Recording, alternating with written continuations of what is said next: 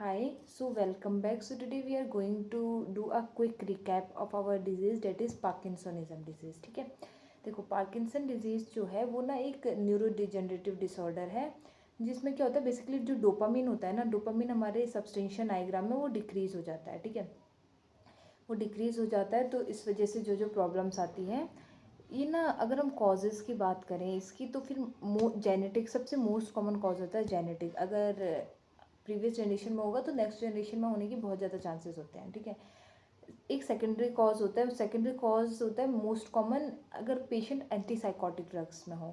Antipsychotic drugs का हमने पढ़ा था ना ईपीएस जो होता है वो मोस्ट कॉमन साइड इफेक्ट होता है पार्किंसन सेकेंडरी पार्किंसोनिज्म। ठीक है, एंटीसाइकोटिक ड्रग्स जैसे कि क्लोरप्रोमाजीन हो गया, हेलोपेरिडोल हो गया, इन सब की वजह से पार्किंसोनिज्म हो सकता है। ठीक है, उसके अलावा एक मैग्नीज सब्सटेंस होता है जिस मैग्नीज जो है एलिमेंट उसकी वजह से उसकी टॉक्सिसिटी में भी पार्किंसोनिज्म देखा जाता है।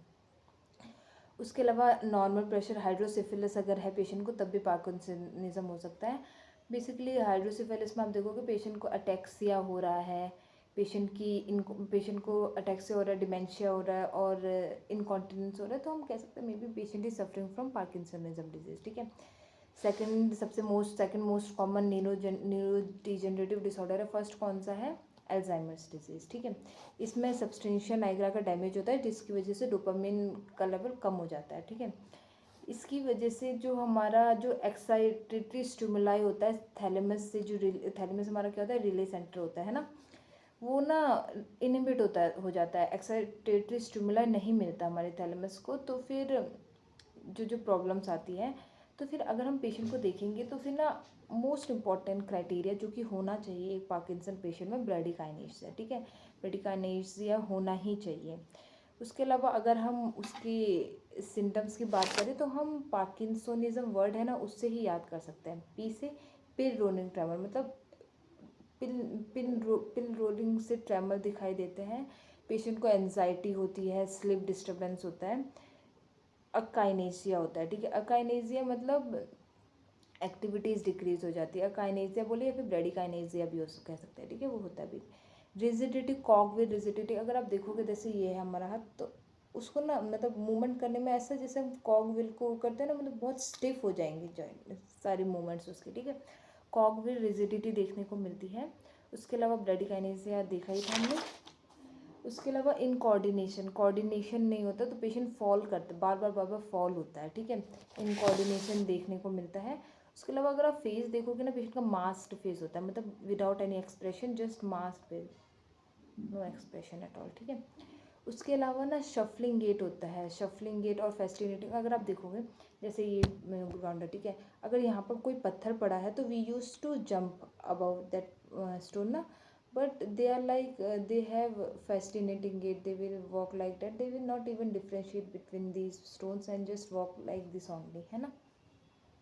ड्रूलिंग ऑफ सलाइवा होता है, बल्कि अगर हम ड्रूलिंग ऑफ सलाइवा मतलब पेशेंट को ना most common cause of death भी अगर हम देखें ना पार्किंसन डिजीज में वो होता है एस्पिरेशन होता है। ठीक है, और ना मोनोटोनस वॉइस होगी, मतलब जैसे हम कुछ बोलते हैं तो फिर एकदम से हमारी वॉइस लाउड होती है, एकदम से हमारी वॉइस स्लो हो जाती है, एकदम से हमारी टोन्स चेंज होती है ना, इनकी मोनोटोनस वॉइस होती है। ठीक है, अगर आप एक पेशेंट को देखोगे जो कि पार्किंसनिज्म का है तो ना उसका वो ना ऐसे मतलब एक तो उसका आर्म स्विंग्स अपसेंट होगा, मतलब जो वो जस्ट आर्म्स उसके ऐसे रिजिड होंगे। ठीक है, कॉकी रिजिडिटी होगी, उसने अपने ना बैक को ऐसे सपोर्ट करा होगा to lift her body, means ऐसे मतलब लिफ्ट हर बॉडी, और फेस्टिनेटिंग सा गेट होगा, बिल्कुल बिल्कुल ही एक्सप्रेशन लेस होगा, मास्ड फेस होगा। ठीक है, आर्म स्विंग्स भी एब्सेंट होते हैं। ठीक है, मतलब कॉगविल रिजिडिटी है ना तो आर्म स्विंग्स नहीं होते। ठीक है, अगर हम नर्सिंग इंटरवेंशन की बात करें तो मोस्ट कॉमन डेथ मैंने बताया आपको एस्पिरेशन की वजह से होती है। ठीक है, उसके अलावा ना पेशेंट की इसलिए ना जब भी हम पेशेंट के पास जाते हैं या फिर patient is going to eat some food ना, हमें ना पेशेंट का गैग रिफ्लेक्स चेक करना है, स्वॉलोइंग रिफ्लेक्स चेक करना है। ठीक है, पेशेंट को high calorie, high protein, high fibre diet देनी है, क्योंकि ना देखो अगर हम अर्लीस्ट नॉन मोटर कॉम्प्लिकेशन की बात करें ना पार्किंसंस की, मतलब not except motor, non motor complication की बात करें तो कॉन्स्टिपेशन होता है। ठीक है, तो फिर हमें ना पेशेंट को हाई फाइबर डाइट देनी है। और अर्लीस्ट अगर मोटर कॉम्प्लिकेशन की बात करें तो वो पिल रोलिंग ट्रेमर। ठीक है, सॉफ्ट और स्मॉल एंड फ्रीक्वेंट मील्स देनी है पेशेंट को, ठीक है। उसको फ्लूइड इनटेक इंक्रीज करना है ड्यू टू दैट कॉन्स्टिपेशन ना, और पेशेंट को ना असिस्ट करना है ड्यूरिंग एम्बुलेशन। नहीं तो फ्रीक्वेंट फॉल्स देखने को मिलते हैं पेशेंट्स में। और ना हमें ना हील्स वाले शूज़ नहीं देने पेशेंट को, मतलब फ्लैट शूज़ प्रोवाइड करने हैं, हील्स वाले शूज़ नहीं देने, ठीक है। और उसके अलावा अगर हम देखें तो ना पेशेंट हमें पता चलेगा ऐसे पीछे पेशेंट को पीछे ऐसे उसने अपने होल्ड कर रखा होगा बैक को, ताकि ही कैन वॉक स्ट्रेट, ठीक है।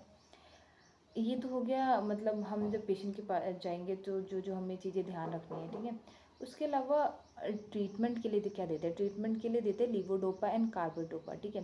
लीवो इसका ना फिक्स डोज कॉम्बिनेशन होता है। लीवोडोपा ठीक है, डोपामिन मतलब सिंथेटिक डोपामिन है levodopa, but why carbidopa also. Carbidopa हम इसलिए देते हैं क्योंकि देखो लीवोडोपा जो होता है ना, वो हमारे डोपामिन लेवल को इंक्रीज़ करता है, not only in brain but also in a blood vessels.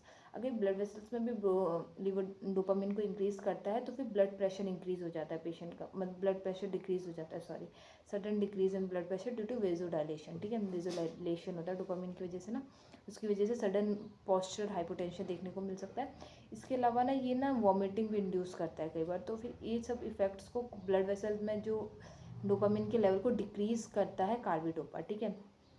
Carbidopa क्या होता है, पेरिफेरल कार्बोक्सिलेज इनिबिटर होता है, जो कि वेसल्स में डिक्रीज़ करता है लीवोडोपा को, ठीक है, डोपामिन को। हम ना कभी भी ना इसके साथ विटामिन B6 को अवॉइड करना है। विटामिन B6 को अवॉइड करते हैं। विटामिन B6 जो होता है वो हमारा लीवोडोपा के मेटाबॉलिज्म को इंक्रीज़ कर देता है, ठीक है। तो its effect will be decreased, ठीक है। तो फिर हम इसको अवॉइड करेंगे। उसके अलावा ना ऑन डिमांड हम ऑफ पीरियड भी प्रोवाइड करते हैं, जिसमें हम ना इन्हेलर लीवोडोपा इन्हेलर प्रोवाइड करते हैं पेशेंट को, या फिर एपोमॉर्फिन प्रोवाइड करते हैं, जो कि D2 रिसेप्टर अगोनिस्ट होता है, ठीक है। उसके अलावा ना पेशेंट को independent ambulation with safety measures provide करेंगे, ताकि पेशेंट को ऐसा डिपेंडेंस महसूस ना हो पेशेंट का ना। हमें पेशेंट को इंडिपेंडेंट भी बनाना है, मतलब उसको ऐसे फील नहीं कराना कि he is dependent on everything, है ना। तो फिर इससे उसके अलावा कुछ न्यू ड्रग्स है जो इंट्रोड्यूस हुई है, जिसमें एस्टाडिफाइलिन है, जो कि ऑफ पीरियड फिनोमेना में यूज़ होता है, ठीक है। उसके अलावा एक और ड्रग है इंटाकैपॉन, ठीक है। ये क्या करती है, ये कीटाकोल ओ मिथाइल ट्रांसफरेज इनिबिटर होता है ना, इनिबिटर है, ठीक है। ये है क्या, असल में जो डोपामिन है ना उसकी डीजनरेशन को डिक्रीज़ करती है। डीजनरेशन को डिक्रीज़ करेगी तो ऑटोमेटिकली इट इंक्रीज ना। उसके अलावा डोपामिन एगोनिस्ट भी देते हैं। एक न्यू ड्रग जो इंट्रोड्यूस हुए वो रोटिगोटिन एंड प्रेमीपेक्सोल, ठीक है। जो रोटिगोटिन है ये ट्रांसडर्मल पैच के रूप में अवेलेबल होता है, जो कि न्यूरो पैच होता है। तो it's a new drugs currently not available everywhere ना। तो फिर ड्रग ऑफ चॉइस तो levodopa carbidopa fixed drug combination ही है, but these are also new drugs, ठीक है। So this is all about parkinsonism. One more thing, अगर आप EEG देखोगे ना तो EEG में ना just near to the flat, मतलब ऐसे ऐसे ऐसे ऐसे हमें वेव फॉर्म दिखेगा, ठीक है। let me show you something like that.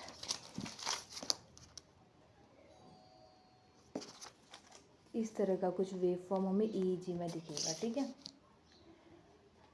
So this is all, revise it, it's just a quick recap, ठीक है। It's not a complete everything but it's a recap, ठीक है। Till then bye bye.